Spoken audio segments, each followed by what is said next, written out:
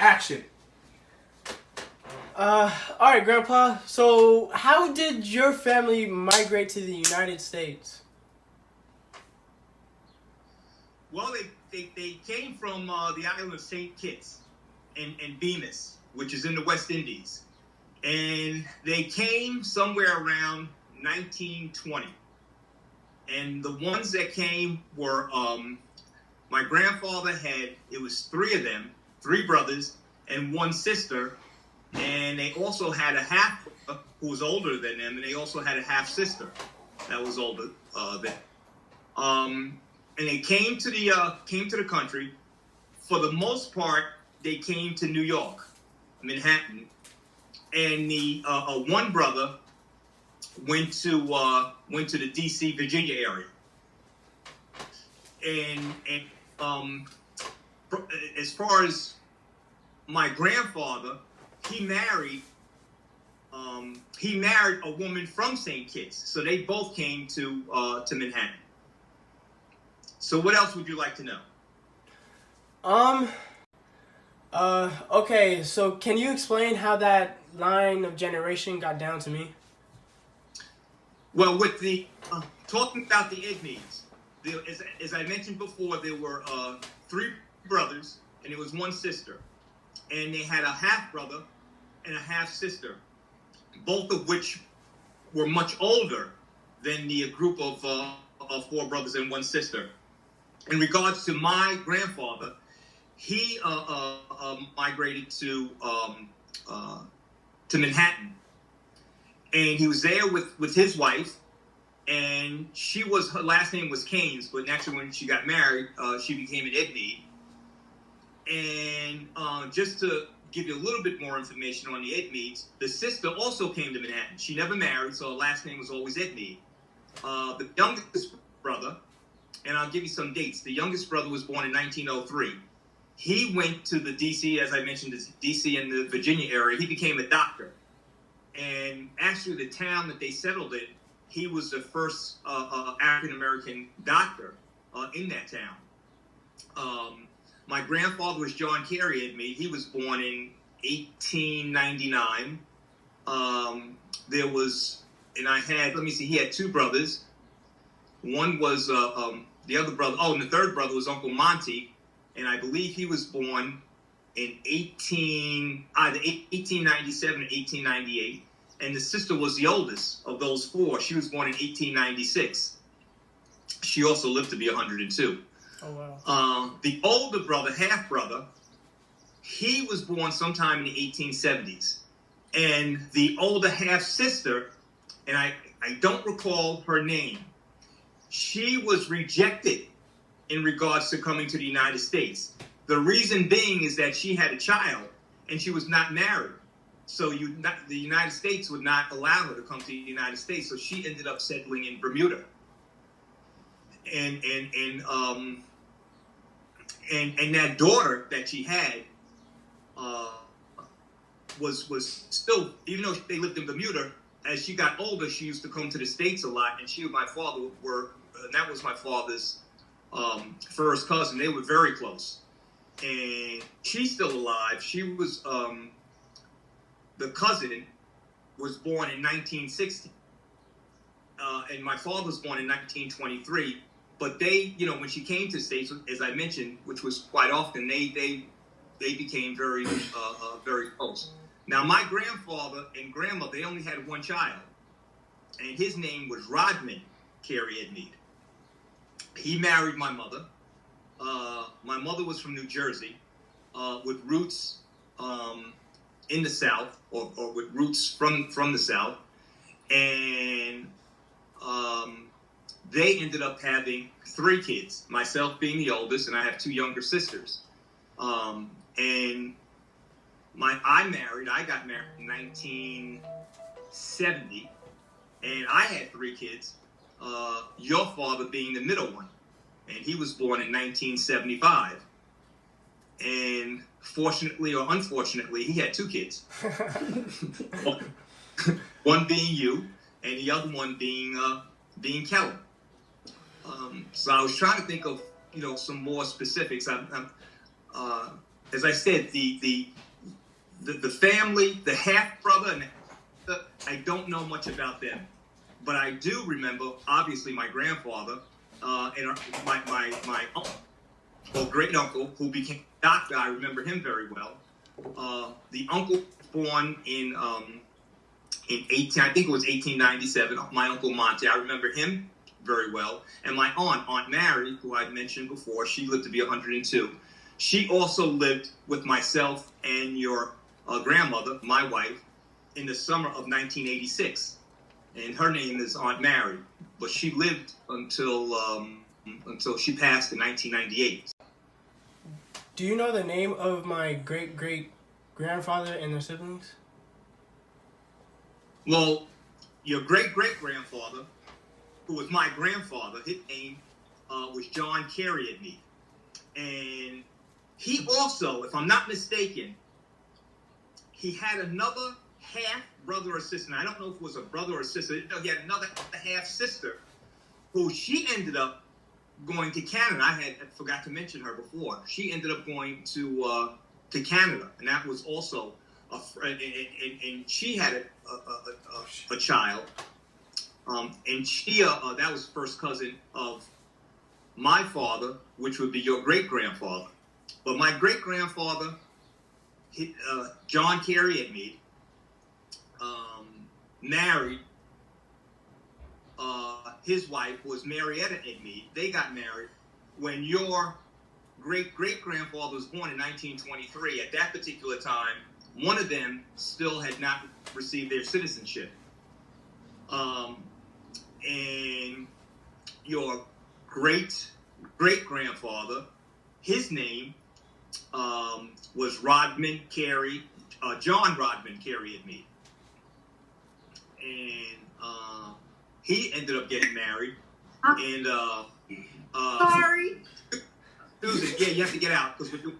Sorry, Bob. Susan. Yeah, please, Susan. Hold on, Daddy. This actually could be good. Great. Since this is your sister. I'm getting out, but Big Harry, is Dorian gonna die? I don't know yet. I didn't watch it yet. I mean, we're doing a project. What's cool? All right. Did you get that on video? Okay, all right. Go ahead. Tell him to continue.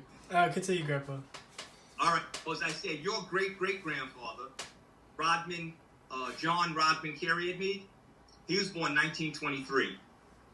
He married your great-great-grandmother in 1949.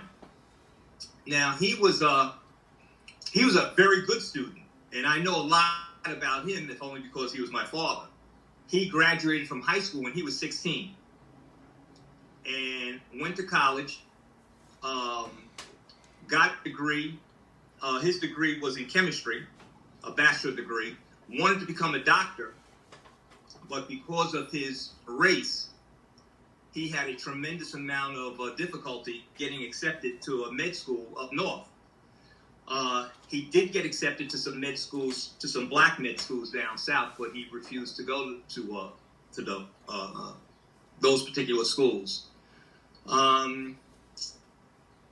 He ended up becoming a postmaster in the post office.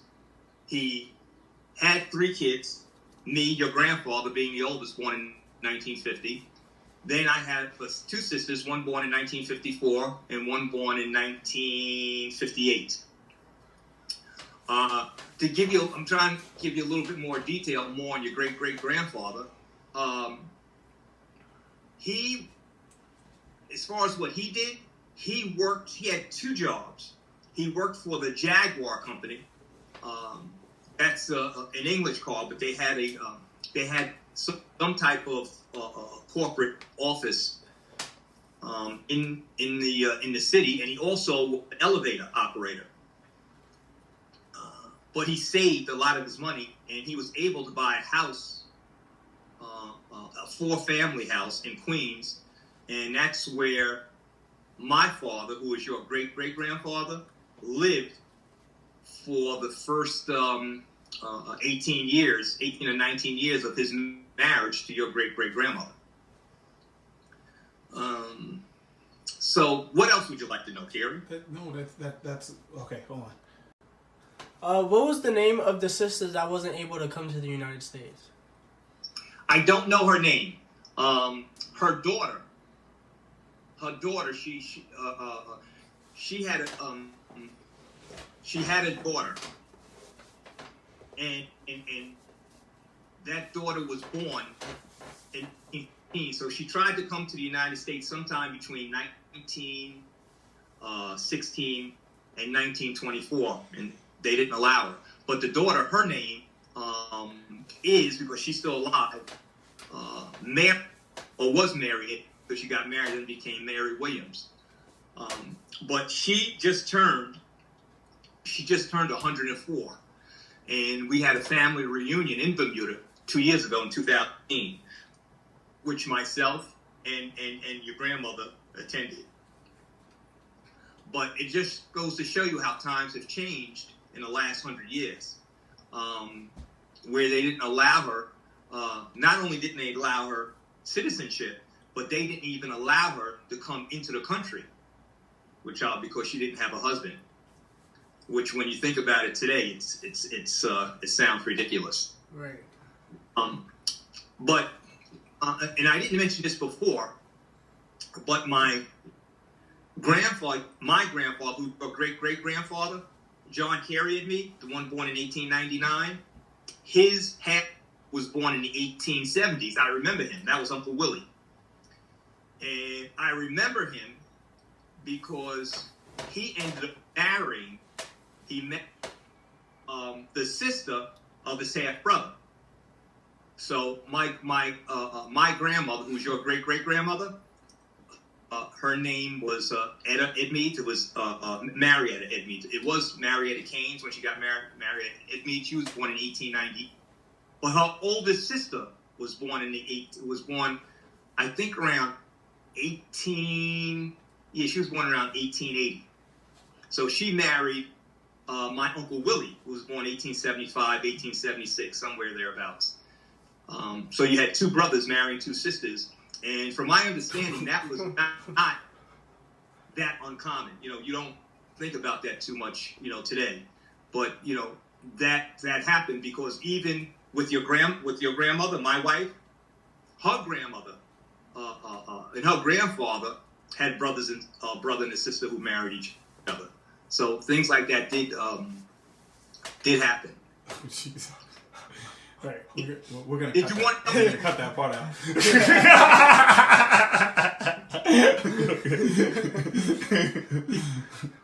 Also, to give you some other facts, you have a relative, Minister Edmead. I don't know his first name, but he was a minister. He was the first black minister in Harlem. He left St. Kitts, and I don't know what year he left St. Kitts, and I don't know what year he was born, but he left St. Kitts, and he ended up having 40 kids. How many? Not with the same woman either. Oh my God. Past this, man. 40 children. And this information we did learn when we went to the reunion back in 2018, which was in Bermuda. So I found that quite amazing, at least. He had 40, Grandpa? That's some history of the Edmeads. Oh wow. All right. No, that's good. I think. Yeah, that's really good. Thank you, Grandpa. Okay. Anything else? Can you think of any other questions, Cam? No, but I will come back to you as soon as the next time I meet with my teacher. Okay. And the camera's off, right? Oh, okay, yeah. Yeah.